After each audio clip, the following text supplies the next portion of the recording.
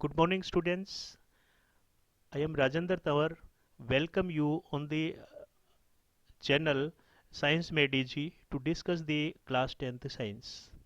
देखिए हमारी इस क्लास के अंदर हम जो है हमारी टेक्स्ट बुक के चैप्टर 11 को लेकर चल रहे हैं और आज की जो है इस चैप्टर में ये सेकेंड क्लास है। देखिए इस चैप्टर का नाम फिर से हम एक बार रिमाइंड करते हैं। This chapter is named as work energy and power. इस चैप्टर में एक क्लास हमने कंडक्ट की है जहाँ पर हमने वर्क को इंट्रोड्यूस किया। आज हम उससे रिलेटेड न्यूमेरिकल्स की बातें करेंगे। देखिए न्यूमेरिकल्स की बातों में हमने जो न्यूमेरिकल लिए हैं वो हमारी टेक्स्ट बुक के एग्जाम्पल से ही लिए हैं। और for precise notification I want to tell you कि हमारी जो क्लासेज हैं ये कंटिन्यू रहेंगी on Monday and Thursday. So आप जो है इनको कंटिन्यू करें एंड टेक द बेनिफिट्स। तो देखिए हमारे पास न्यूमेरिकल वन के रूप में हमने एक एग्जांपल लिया हमारी बुक से और ये वर्क से रिलेटेड न्यूमेरिकल है। इसकी स्टेटमेंट को गिवन थिंग्स को जो हम पहले पढ़ते हैं कि क्या हमें गिवन है। इसमें लिखा हुआ है कि during a tour you put a bag of 12 kg from ground to your back at 1.5 metre height. Calculate the work done assuming g equals 10 metre per second square. ये जो है हमारे पास स्टेटमेंट है, न्यूमेरिकल स्टेटमेंट है। इसमें हमें क्या समझ में आता है मैं आपको थोड़ा समझाता हूँ। देखिए इसमें ये कहा है कि आप एक टूर पर हैं और आप जो है ग्राउंड पर रखे हुए एक 12 किलोग्राम के बैग को उठा करके अपनी पीठ पर लादते हैं। आपकी पीठ की हाइट जो है ग्राउंड से 1.5 मीटर है। तो इसमें कहने का अर्थ ये हुआ इस न्यूमेरिकल में कि भी हमने 12 केजी के मास को डिस्प्लेस किया है। कितना डिस्प्लेस किया है? जितनी हमारी हाइट है उसके बराबर हमने डिस्प्लेस किया है। हमने कुछ फोर्स लगाया है और उस फोर्स लगा करके फोर्स के कारण से हमने ये डिस्प्लेसमेंट एक्वायर किया है। तो हमें ये फाइंड करना है कि what much work has you done, how much work has you done in taking that bag to your back. तो देखिए इसको फाइंड करने के लिए हमें बिना हिचकिचाहट के सबसे पहले जो है हमारे ओरिजिनल जो जनरल बेसिक फॉर्मूला होता है वर्क का उसके पास चलेंगे और उससे पहले हम गिवन थिंग्स को नोट करेंगे। देखिए गिवन थिंग्स में हमने लिखा कि m equals 12 kg is given to us, कि इस ऑब्जेक्ट का मास इतना है। डिस्प्लेसमेंट जो कि इसे चलाना है हमें फोर्स अप्लाई करके वो 1.5 मीटर है। फिर ये स्मॉल g की वैल्यू दे रखी है 10 मीटर पर सेकेंड स्क्वायर। ये g क्या होता है ये थोड़ा सा मैं इंट्रोड्यूस करता हूँ। g जो है अर्थ के द्वारा किसी भी ऑब्जेक्ट पर अप्लाई किया गया एक्सीलरेशन होता है। हमें पता है कि अर्थ अपने ग्रेविटेशनल फील्ड के कारण से किसी भी ऑब्जेक्ट को एक्सीलरेट करती है, उसे एक एक्सीलरेशन प्रोवाइड करती है और उस एक्सीलरेशन की वैल्यू इतनी होती है, लेकिन उस एक्सीलरेशन की डायरेक्शन जो होती है वो डाउनवर्ड होती है। तो यहाँ पर हम ये कहेंगे कि भी ग्रेविटेशनल फोर्स नीचे की तरफ एक्ट कर रहा है और ये जो है ना इस ऑब्जेक्ट पर वर्क करेगा नीचे की तरफ, और हमें इस ग्रेविटेशनल फोर्स के अगेंस्ट वर्क करते हुए इस ऑब्जेक्ट को ऊपर ले जाना है। तो इस ग्रेविटेशनल फोर्स के अगेंस्ट यदि हमें वर्क करना है इसका मतलब ये है कि हम ग्रेविटेशनल फोर्स के कारण किया गया वर्क यदि फाइंड कर लें तो उसका अपोजिट जो फोर्स है वो जो अपोजिट वर्क है वो ही जो है हमारे द्वारा किया गया वर्क होगा। उसको हम जो है इसी उसके मैग्नीट्यूड को हम इसी के बराबर मानते हुए उसको कैलकुलेट कर सकते हैं। तो इसलिए हमने क्या किया, पहले ग्रेविटेशनल फोर्स के कारण से किया गया वर्क फाइंड कर लिया। हमने जो है वर्क का बेसिक फॉर्मूला याद किया। वर्क का बेसिक फॉर्मूला होता है W equal to F into S into cos theta. ये हमने डेफिनेशन में समझाया है पिछली क्लास में। यहाँ पर एफ फोर्स होता है जो हम अप्लाई करेंगे, एस डिस्प्लेसमेंट होता है और थीटा जो है उन दोनों के बीच में फोर्स और डिस्प्लेसमेंट के बीच एंगल होता है। इसके बाद देखिए न्यूटन के नियम से हम ये जानते हैं कि फोर्स जो होता है वो हमेशा m इंटू एक्सीलरेशन के बराबर होता है और इसलिए हमने यहाँ पर लिख दिया m इंटू ग्रेविटेशनल एक्सीलरेशन। उसके बाद हमने h से मल्टीप्लाई किया, h is in place of s क्योंकि डिस्प्लेसमेंट यहाँ पर हाइट के बराबर है, और थीटा की जगह हमने 180 डिग्री लिखा। क्यों लिखा? क्योंकि फोर्स और डिस्प्लेसमेंट के बीच जो एंगल है वो 180 डिग्री है। ऑब्जेक्ट जो है डिस्प्लेसमेंट तो ऊपर की तरफ ट्रेवल करेगा लेकिन फोर्स ग्रेविटी का नीचे की तरफ लग रहा है, इसलिए फोर्स और डिस्प्लेसमेंट के बीच 180 का एंगल है।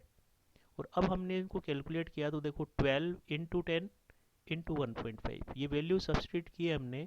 m की जगह 12 लिखा, g की जगह 10 लिखा, h की जगह हमने 1.5 और जो है कोस 180 की वैल्यू -1 होती है। तो इस तरह से हमारे पास कैलकुलेशन के बाद फोर्स जो है 180 जूल आ गया। तो ये -180 जूल इंडिकेट करता है कि ग्रेविटी जो है ना डिस्प्लेसमेंट के अपोजिट वर्क कर रही है, इसलिए माइनस में आ रहा है। हम लेकिन डिस्प्लेसमेंट की डायरेक्शन में ही वर्क करेंगे, इसलिए हम इसे प्लस लिखेंगे। और हमने कहा कि भाई जितना ग्रेविटी वर्क कर रही है इसके नीचे की तरफ, उतना वर्क ही हमें भी करना पड़ेगा, तब हम उसे डिस्प्लेस कर पाएंगे। और वो वर्क 180 जूल के बराबर हो गया। तो इस प्रकार से हमने इसको सोल्व किया। एक साधारण सी बात है कि भी हमने वर्क का सीधा सा फॉर्मूला लगाया, W equal to F into S into cos theta. अब देखिए न्यूमेरिकल 2, तो न्यूमेरिकल 2 भी जो है हमारी टेक्स्ट बुक से लिया गया एक एग्जाम्पल है।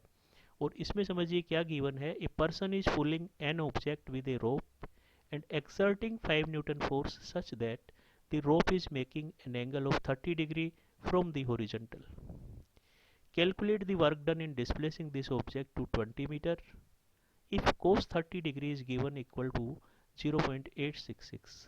तो इसमें देखिए फिर ध्यान से सुने कि everything is given to us, we can easily find out the work done. इसमें क्या है कि एक व्यक्ति जो है क्या करता है, रस्सी की मदद से बांध करके एक ऑब्जेक्ट को खींच रहा है।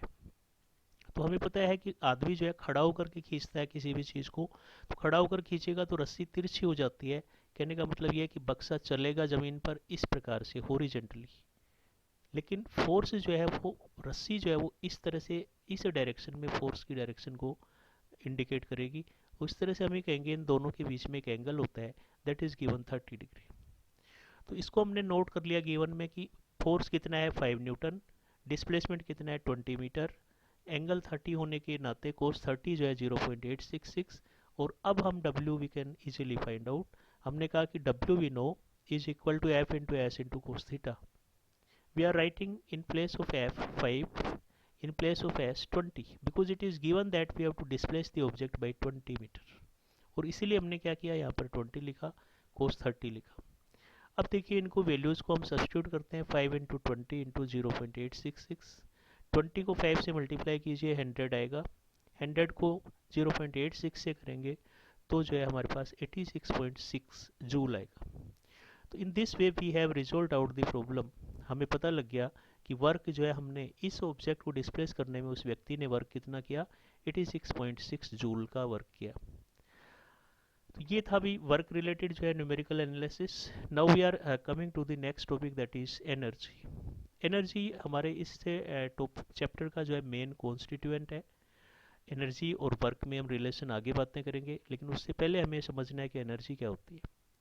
हम ये कहते हैं the capacity of an object और a person to do work is called its energy. इस बात को कहकर के हम ये बता रहे हैं कि भी किसी भी ऑब्जेक्ट और पर्सन के अंदर किसी काम को करने की जितनी कैपेसिटी होती है वो ही उसकी एनर्जी कहलाती है। साधारण लैंग्वेज में हम इसको इस प्रकार समझ सकते हैं, और हम जो है डेली यूज में we are use to this thing, हम जो है इससे बहुत ही यूज में रहते हैं। हम कहा करते हैं कि यदि कि भी काम करना है, हमारे पास अभी हिम्मत नहीं है, हिम्मत नहीं है, दैट हिम्मत इज सैड एनर्जी। वो एनर्जी जो है हमारी स्पेंड होने पर हम थक जाते हैं और हम काम करने की स्थिति में नहीं रहते हैं। तो इसलिए साफ साफ सी बात है कि काम करने की एनर्जी, काम करने की जो स्ट्रेंथ है उसी को हम एनर्जी कहते हैं। ये डेफिनेशन हो गई। इससे रिलेटेड जो है कुछ कैरेक्टरिस्टिक फीचर्स हैं इसके, जिसमें हमने कहा कि भी एनर्जी को जनरली हम कैपिटल ई सिंबल के द्वारा डिनोट करते हैं। जनरली यहाँ पर हमने इसलिए इंक्लूड किया है कि एनर्जीज बहुत टाइप की होती हैं, और हो सकता है अलग अलग टाइप की एनर्जी का अलग सिंबल हो सकता है, but in common we use capital E for all type of energies to indicate them। Next we are saying that इसको मेजरमेंट हम कैसे करते हैं, तो सिस्टम ऑफ इंटरनेशनल यूनिट्स जो हमारा है वो एनर्जी को नापने के लिए जूल यूनिट का उपयोग करता है। तो हम ये कहेंगे कि ऐसा यूनिट एनर्जी की जूल होती है। और for our kind information we should learn that the energy of the work and energy the unit of the work and energy both are same, that is joule। इसके बाद देखिए हमने कहा है कि एनर्जी बहुत प्रकार की हो सकती है। एनर्जी में be of different type such as, पहले नंबर पर हमने कहा मैकेनिकल एनर्जी। मैकेनिकल एनर्जी पहले टाइप में हमने शामिल किया है। सेकंड में हमने कहा हीट एनर्जी। थर्ड में हम कह रहे हैं chemical energy. Fourth is electrical. Fifth is nuclear. Six is geothermal and seventh is tidal. For your kind information, देखिए एनर्जी कोई हार्ड एंड फास्ट ये लाइन नहीं है कि भी 7 टाइप ही होती है। एनर्जी जिससे भी ज़्यादा टाइप लिखी जा सकती हैं, लेकिन हमारी टेक्स्ट बुक जितना इंक्लूड करती है, we are talking in that much confinement, तो हमने उतनी बातें करी हैं। हम 7 प्रकार की एनर्जीज़ को यहाँ डिस्कस करेंगे। देखिए सबसे पहले मैकेनिकल एनर्जी को डिस्कस करना शुरू करते हैं। मैकेनिकल एनर्जी में हमने डेफिनेशन में लिखा है कि the energy of an object due to its position and motion is called its mechanical energy. किसी भी ऑब्जेक्ट की पोजीशन, मतलब किस प्रकार के फील्ड में वो ऑब्जेक्ट है, उसकी पोजीशन प्लस उसकी मोशन पर डिपेंड करने वाली जो एनर्जी होती है, उसी को हम कहते हैं मैकेनिकल एनर्जी। आगे हमने कहा है कि mechanical energy is equal to the sum of, mechanical energy हमेशा काइनेटिक एनर्जी और पोटेंशियल एनर्जी के सम के बराबर होती है। यहाँ पर देखिए हम लिखने में थोड़ा वी हैव इनकरेक्टली डन, हमने जो है थोड़ी सी इनकरेक्टली जो है ना यहाँ पर टाइप किया है, लिखा है, इसको आप ठीक करेंगे। Mechanical energy is equal to the sum of kinetic energy and potential energy. ये जो मैकेनिकल टाइप हुआ है इसकी जगह हम लिखेंगे पोटेंशियल एनर्जी, मतलब मैकेनिकल एनर्जी जो है काइनेटिक और पोटेंशियल एनर्जी के सम के बराबर होती है। और नीचे हम लिख रहे हैं न्यूमेरिकली कि mechanical energy is equal to kinetic energy plus potential energy. किसी भी ऑब्जेक्ट के पास जो मैकेनिकल एनर्जी है वो उसकी पोटेंशियल और काइनेटिक के सम के बराबर होती है। अब देखिए इसकी एक्सप्लेनेशन के लिए हम एक एग्जांपल ले रहे हैं जो हमारे लिए इंटरेस्टिंग है। We take a hammer to some height to increase its potential energy. ये कहता है कि हमें हैमर से अगर मान लीजिए दीवार में कील ठोकनी है या ज़मीन में कील ठोकनी है, तो हम क्या करते हैं, हैमर को कुछ हाइट तक ले जाते हैं, डिस्प्लेस करते हैं उसको। तो डिस्प्लेस क्यों करते हैं, because by changing its position we are increasing its potential energy. हम इसकी पोटेंशियल एनर्जी को जो है इंक्रीज करने की चेष्टा में हम इसको क्या करते हैं, एक हाइट तक ले जाते हैं। फिर उसके बाद देखिए and when it is moved to beat a nail, और जब इसको जो है नेल पर मारने के लिए भेजा जाता है, तो उस समय हमारा प्रयास इसको चलाने का होता है।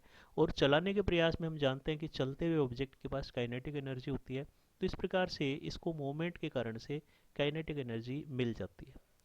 तो हम देखते हैं कि दो प्रकार की एनर्जी इसके पास हो जाती है। इन this way it's mechanical energy becomes more and it effectively press the nail, और आराम से कील को हम ठोक पाते हैं।